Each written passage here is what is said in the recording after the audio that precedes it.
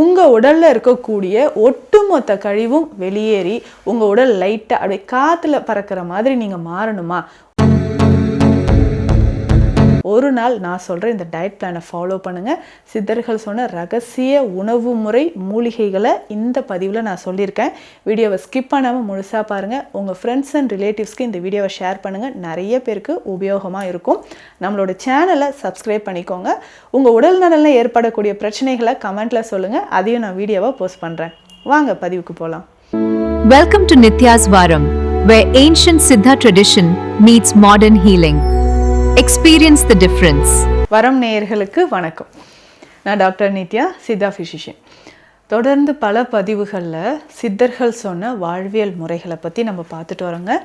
இந்த பதிவில் உடலில் இருக்கக்கூடிய கழிவுகள், சித்தர்கள் சொன்ன வழிமுறைகள், மூலிகைகளை தொகுத்து ஒரு நாள் நம்ம எப்படி ஃபாலோ பண்ணால் உடலில் இருக்கக்கூடிய கழிவுகள் வெளியேறும். மாதம் ஒரு முறை இந்த மாதிரி பண்ணிக்கோங்க. யாரெல்லாம் இதை ஃபாலோ பண்ணலாம்? வெயிட் லாஸ் பண்ணணும் அப்படின்னு நினைக்கிறவங்க இதை தாராளமாக நீங்கள் ஃபாலோ பண்ணிக்கலாங்க. அதே மாதிரி மலச்சிக்கல் இருக்குங்க, ரொம்ப வருஷமாக நான் மலச்சிக்கல்னால அவதிப்படுறேன் அப்படின்றவங்க இந்த முறையை ஒரு நாள் நீங்கள் ஃபாலோ பண்ணிக்கலாம். இல்லைங்க, நான் ரொம்ப ஹெல்த்தியாக இருக்கிறேன், எனக்கு எந்த பிரச்சனையும் இல்லை, ஆனால் ஏதோ பாடி வந்து ஒரு வெயிட்டாக இருக்கிற மாதிரி இருக்குது அப்படின்றவங்க, சருமத்தில் பிரச்சனை இருக்கக்கூடிய நபர்கள், கல்லீரல் மற்றும் சிறுநீரக பிரச்சனை ஏதாவது இருக்குது, எனக்கு கிட்னி ஸ்டோன் இருக்குது அப்படின்றவங்க ஃபாலோ பண்ணலாம். ஃபேட்டி லிவர் இருக்குது அப்படின்றவங்க தாராளமாக இந்த வழிமுறையை நீங்கள் ஃபாலோ பண்ணிக்கலாங்க. சரி, யாரெல்லாம் இந்த முறையை ட்ரை பண்ண வேண்டாம், கண்டிப்பாக நீங்கள் டாக்டரை கன்சல்ட் பண்ணிவிட்டு இந்த ஒரு நாள் வழிமுறையை ஃபாலோ பண்ணலாம் அப்படின்னா யாருன்னா, ப்ரெக்னென்சி டைமில் கண்டிப்பாக இதை ஃபாலோ பண்ணக்கூடாது. ஏற்கனவே உங்களுக்கு இதயம் சார்ந்த பிரச்சனைகள் இருக்குது, இல்லை சுகர் இருக்குது, பிபி இருக்குது அப்படின்றவங்க, இந்த மாதிரி பிரச்சனை இருக்கிறவங்க இதை ஃபாலோ பண்ணாதீங்க. ஒருவேளை நீங்கள் ஃபாலோ பண்ணலாம், ஆனால் மருத்துவரை ஆலோசனை செஞ்சுக்கோங்க. சுகர் இருக்கிறவங்க, பிபி இருக்கிறவங்க தாராளமாக ஃபாலோ பண்ணலாம். உங்கள் சுகர் லெவலோ இல்லை பிளட் ப்ரெஷரோ எந்த ரேஞ்சில் இருக்குன்றதை தெரிஞ்சுட்டு அதுக்கேற்ற மாதிரி எடுத்துக்கலாங்க. இந்த உணவு முறை எப்படிங்க எடுக்கணும்? ஒரு நாள் நீங்கள் ஃப்ரீயாக இருக்கும்போது காலையிலேருந்து இரவு வரைக்கும் இதை நீங்கள் ஃபாலோ பண்ணிக்கலாம். சரிங்க, காலையில் எந்திரிச்சோன்னே என்னங்க பண்ணலாம் அப்படின்னா, வெறும் வயிற்றில் கொஞ்சம் வெதுவெதுப்பான தண்ணீர் குடிச்சிக்கோங்க. ஒரு 3 கிளாஸ் அளவுக்கு தண்ணீர் எடுத்துக்கோங்க. ஸோ இதில் மெயினாக பார்த்தீங்கன்னா கொஞ்சமாக ஒரு 10 துளிகள் அளவுக்கு எலுமிச்சை சாறு கலந்துக்கோங்க. ஒரு 2-3 துளசி இலைகள் இதனோட சேர்த்து அந்த தண்ணீரை நம்ம அப்படியே குடிச்சிடலாம். சரிங்களா? ஒரு 2-3 துளசி இலைகள் எடுத்துட்டு அந்த தண்ணீரை காலையில் ஒரு 300 ml வெதுவெதுப்பான தண்ணீரை குடிச்சிடலாம். அதுக்கப்புறம் காலையில் பிரேக்ஃபாஸ்ட் என்னங்க எடுக்கலாம் அப்படின்னா, ஏதாவது ஒரு சிறுதானியம் எடுத்துக்கோங்க. அதை கஞ்சியாக எடுத்துக்கணும். இதில் காலையில் முக்கியமாக அந்த சிறுதானிய கஞ்சியோட முருங்கைக்கீரை கட்டாயமாக இருக்கணும். எவ்வளோங்க முருங்கைக்கீரை இருக்கணும்னா, ஒரு 3-4 கைப்பிடி அளவு முருங்கைக்கீரை எடுத்துக்கோங்க. ஏதாவது ஒரு சிறுதானியம், திணை இருக்கலாம், குதிரைவாலி இருக்கலாம், சாமை இருக்கலாம், வரகு, ஏதாவது ஒன்று ஒரு 1/4 கப் அளவுக்கு எடுத்துட்டு கீரை அதில் அதிகமாக இருக்கணும். இஞ்சி கொஞ்சம் அதிகமாக சேர்த்துக்கோங்க. இதில் கொஞ்சம் சீரகம் சேர்த்துக்கோங்க. அவ்வளோதான். இது வந்து எப்படின்னா, வயிறு முட்டை சாப்பிடக்கூடாது, 1/4 வயிறு தான் நீங்கள் சாப்பிடணும். 1/4 வயிறு அளவுக்கு தான் இந்த கஞ்சி உங்களுக்கு இருக்கணும். இதில் அதிகமாக முருங்கைக்கீரை இருக்கணும். இஞ்சி கொஞ்சம் அதிகமாக சேர்த்துக்கோங்க, சீரகம் சேர்த்துக்கோங்க, அரை உப்பு சேர்த்து காலையில் பிரேக்ஃபாஸ்ட் இது தாங்க சாப்பிடணும். ஏன்னா முருங்கைக்கீரையை பொறுத்த வரைக்கும் உடலுக்கு தேவையான ஆற்றலை கொடுக்குது, கழிவுகளை வெளியேற்ற ஆரம்பிக்கும், நல்ல ஃபைபர் நார்ச்சத்து இருக்கக்கூடியது. ஸோ காலையில் நம்ம சாப்பிடக்கூடிய உணவாக இதை எடுக்கும்பொழுது ஃபுல் டே, ஒரு நாள் முழுவதும் உங்களுக்கு சோர்வு இல்லாமல் இருக்கும். ஒருவேளை உங்களுக்கு ப்ரெஷர் இருக்குது இல்லை சுகர் இருக்குது அப்படின்னாலும் இந்த பிரேக்ஃபாஸ்ட்டை காலையில் நம்ம எடுத்துக்கலாங்க. அதுக்கப்புறம் என்ன பண்ணலன்னா, ஒரு மூலிகை நீரை நீங்கள் தயாரிக்கணும். ஸோ இந்த மூலிகை நீரை தயாரித்து வச்சுக்கோங்க, நல்ல ரிசல்ட் இருக்கும். 2 லிட்டர் தண்ணி எடுத்துக்கோங்க. 2 லிட்டர் தண்ணீரில் 1 டேபிள் ஸ்பூன் அளவுக்கு தனியா விதைகள், கொத்தமல்லி விதைகள் இருக்கு இல்லையா, அதை அந்த தண்ணீரில் போடுங்க. அதே மாதிரி 1 டேபிள் ஸ்பூன் அளவுக்கு சீரகம் அதில் போடுங்க. அரை ஸ்பூன் அளவுக்கு நீங்கள் சோம்பு இதில் சேர்க்கணும். அரை ஸ்பூன் அளவுக்கு ஓமம் இதில் சேர்க்கணும். இந்த தண்ணீரை நல்லா பாயில் பண்ணுங்கள். ஸோ இது ஒரு 10-15 நிமிடம் பாயில் பண்ண பிறகு ஆஃப் பண்ணிவிட்டு அன்றைய தினம் முழுவதும் இந்த தண்ணீரை தான் நீங்கள் குடிக்க போகிறீங்க. எப்போல்லாம் உங்களுக்கு தண்ணீர் தேவைப்படுதோ அப்போல்லாம் இந்த மூலிகை நீரை குடிச்சிக்கிட்டே வாங்க. காலையில் இந்த கஞ்சி குடிச்சிட்டிங்களா, அதுக்கப்புறம் தண்ணீர் தேவைப்படும் போதெல்லாம் இந்த தண்ணீரை குடிச்சிட்டே வாங்க.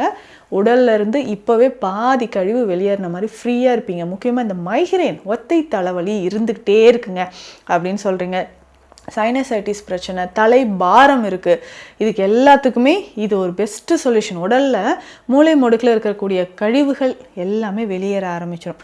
சரிங்க, மதிய நேரத்தில் என்னங்க சாப்பிட்லாம் அப்படின்னு கேட்டிங்கன்னா, கைக்குத்தல் அரிசி எடுத்துக்கோங்க. இல்லைன்னா ரெட் ரைஸ், சிவப்பு அரிசி, மாப்பிள்ளை சம்பா, இந்த மாதிரி அரிசி 1/4 கப் தான் எடுக்கணும். வயிறு முட்டை சாப்பிடக்கூடாது. காலையில் தானே கொஞ்சம் சாப்பிட்டோம், மதியம் நல்லா சாப்பிட்டுக்கலாம், கிடையாது.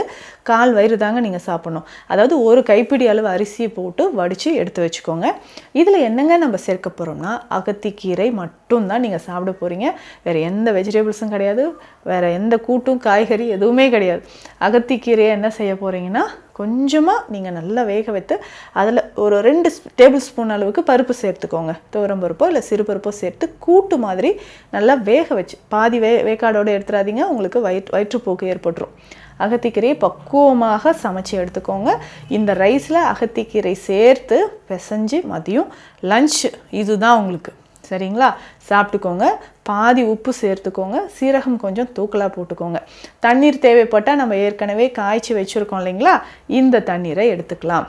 சரிங்களா, ஈவினிங் டைம் வந்துருச்சு, பசிக்குதே அப்படின்னா கண்டிப்பாக பசிக்கும். ஏன்னா நம்ம சாப்பிட்ற உணவு அப்படி, குடிக்கிற தண்ணீர் அப்படி, நல்லா பசித்தியை தூண்டக்கூடியது. நிறைய பேருக்கு பசியின்மை இருக்கும், வயிறு அப்படி பாரமாக இருக்குது, வயிற்றில் எது சாப்பிட்டாலும் வயிறு உப்புசமாகுது, செரிமானம் ஆகவே இல்லை, இப்படியெல்லாம் சொல்கிறீங்கன்னா இந்த வழிமுறையை ஃபாலோ பண்ணுங்கள். இதில் நம்ம ஒரு நீர் சொல்லியிருக்கோம் இல்லைங்களா, இந்த நீர் டெய்லியுமே கூட நீங்கள் காய்ச்சி குடிக்கலாங்க. வயிறு உப்புசமாக இருக்குது, செரிமானம் ஆகலை, சாப்பிட்ட உணவு நெஞ்சிலே நிற்குது அப்படின்னா இந்த தண்ணீரை தினம்தோறுமே கூட நீங்கள் காய்ச்சி குடிச்சிக்கலாம். உடலுக்கு அந்த நல்ல ஒரு ஆற்றலை தரக்கூடியது அப்படின்னு சொல்லலாம். தினந்தோறுமே நீங்கள் காய்ச்சி குடிச்சிக்கோங்க, நல்ல ரிசல்ட் இருக்கும். சரிங்களா, ஈவினிங் டைமில் நம்ம என்னங்க பண்ணலாம் அப்படின்னா, லேசாக மோர் குடிச்சிக்கோங்க, இல்லைனா ஒரு இளநீர் குடிச்சிக்கலாம். இந்த மாதிரி தான், அதுவும் மோரும் இளநீரும் 100 ml தான் நீங்கள் குடிக்கணும். பசி கபகபன்னு எடுக்குதா, பரவாயில்ல, இன்றைக்கி ஒரு நாள் விடுங்க, உடலில் இருக்கக்கூடிய கழிவு வெளியேறணும் இல்லையா, அவ்வளோதான். அதுக்கப்புறம் நைட்டு நம்ம என்னங்கன்னா 7 மணிக்கு மேலே நீங்கள் எதுவுமே சாப்பிடக்கூடாது. நைட்டு நீங்கள் என்ன பண்ண போகிறீங்க அப்படின்னா, ஏதாவது ஒரு இட்லி சாப்பிட்றீங்க, இடியாப்பம் சாப்பிட்றீங்கன்னா 1 அல்லது 2 அதோடு நிறுத்திடுங்க. இல்லை காலையிலேருந்து நான் பட்னியாக இருக்கிற மாதிரி இருக்கேன்னா பரவாயில்ல, இன்று ஒரு நாள் நீங்கள் இப்படி தாங்க இருந்தாகணும். இடியாப்பம் ரொம்ப பெஸ்ட்டாக இருக்கும். இல்லைனா வெஜிடபிள்ஸ் எல்லாம் சேர்த்து சூப் மாதிரி 7 மணிக்கெலாம் முடிச்சிருங்க. அதுக்கப்புறம் ஒரு 8 மணிக்கு என்ன பண்ணுறீங்கன்னா, திரிஃபலா சூரணம் நல்லா ஒரு 5 கிராம் அளவுக்கு எடுத்து வெந்நீரில் கலந்து குடிச்சிருங்க. இதோடு முடிஞ்சது. அதுக்கப்புறம் அடுத்த நாள் தான் நம்ம ஃபுட்டு எடுத்துக்க போகிறோம். ஸோ இது நம்ம நைட்டு ஒரு 8 மணிக்கு அந்த மாதிரி திரிஃபலா சூரணம் எடுத்துக்கோங்க. உடலில் இருக்கக்கூடிய கொஞ்சம் நஞ்ச கழிவும் வெளியில் வர ஆரம்பிச்சிடும். ஸோ அடுத்த நாள் மார்னிங் நீங்கள் காலையில் எந்திரிக்கும் போதே சுறுசுறுப்பாக இருக்கும், ஈஸியாக மோஷன் போயிடும், மலச்சிக்கல் இருக்காது, செரிமானம் நல்லா ஆகும். இதுக்கு அடுத்தது பார்த்திங்கன்னா, நேற்று தானே நம்ம நல்ல டயட்டில் இருந்தோம், இன்றைக்கி ஃபுல்லாக சாப்பிட்றலாம் அப்படின்னு சொல்லிட்டு ஹெவியாக சாப்பிட்றது அதெல்லாம் வேண்டாம், லைட்டாகவே ஃபுட்டு எடுத்துக்கோங்க. ஏன்னா உடல் கழிவுகள் வெளியேறி இருக்குது. இதுக்கப்புறமாவது நம்ம சாப்பிட்ற உணவாக இருக்கணும். சரிங்களா, அதிகமான எண்ணெய் சத்தோ இல்லை உப்பு இருக்கக்கூடிய உணவுகளோ இதெல்லாம் சாப்பிடாதீங்க. ஸோ உங்கள் உடல் தூய்மையாக இருக்கிறதுக்கு, உடலில் இருக்கக்கூடிய கழிவுகள் வெளியேற ஒரு நாள் டயட் பிளான் சொல்லியிருக்கேன். யாரெல்லாம் இதை ஃபாலோ பண்ணலாம், ஃபாலோ பண்ணக்கூடாது, இதையும் நான் சொல்லியிருக்கேன். ஏன்னா உணவே தாங்க மருந்து, இதுதானே சித்தர்கள் சொல்லியிருக்காங்க. உங்கள் உடல் நலனில் ஏற்படக்கூடிய பிரச்சனைகளுக்கு மருத்துவ ஆலோசனைகள் தேவைப்பட்டால் ஸ்க்ரீனில் இருக்கிற நம்பருக்கு கால் பண்ணுங்கள். மீண்டும் அடுத்த பதிவில் சந்திக்கலாம். நன்றி. Welcome to Nitya's Varam, where ancient Siddha tradition meets modern healing. Experience the difference.